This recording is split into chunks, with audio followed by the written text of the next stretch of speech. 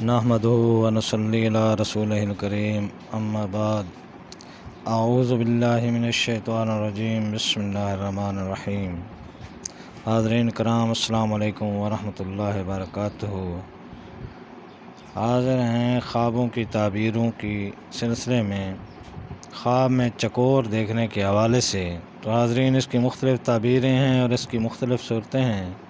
تمام تعبیروں کو جاننے کے لیے اس ویڈیو کو آخر تک دیکھیں، اور اگر آپ ہمارے چینل پر نئے ہیں تو برائے مہربانی اس چینل کو سبسکرائب کر دیں اور بیل آئیکن کا بٹن دبا دیں تاکہ آنے والی ہر ویڈیو آپ تک پہنچ سکے۔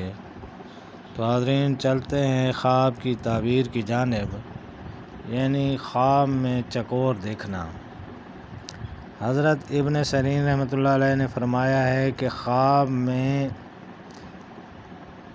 چکور دیکھنا بے وفا، مراد اور فریب دینے والی عورت ہے۔ اہل تعبیر نے بیان کیا ہے کہ چکور خواب میں مال حرام ہے جس کو حیلہ سے حاصل کرے گا، اور کوئی خواب میں دیکھے کہ چکور کے ساتھ لڑتا ہے تو دلیل ہے کہ کسی بے وفا سے اس کا جھگڑا ہوگا۔ اگر کوئی شخص دیکھے کہ مادہ چکور کو اس کو حاصل ہوئی ہے تو دلیل ہے کہ ایسی عورت کرے گا جس میں کسی طرح کی بھلائی نہ ہوگی۔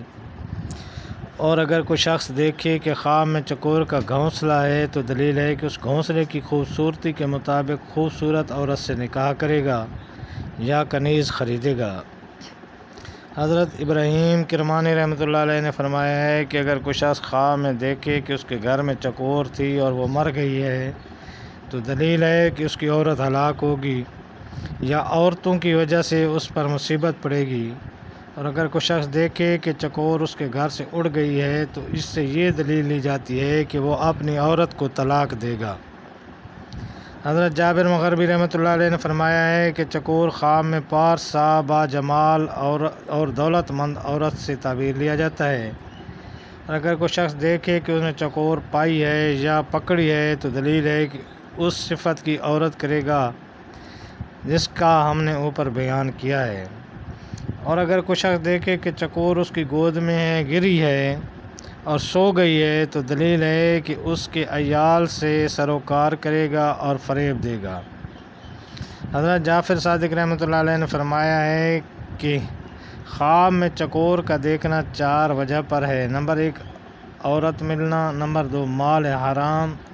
نمبر 3، معیشت۔ نمبر 4، دل کی مراد پوری ہونا۔ تو یہ تھی ناظرین چکور کو خواب میں دیکھنے کے حوالے سے چند تعبیریں۔ اللہ پاک آپ کو اپنی زبان میں رکھے۔ السلام علیکم ورحمۃ اللہ وبرکاتہ۔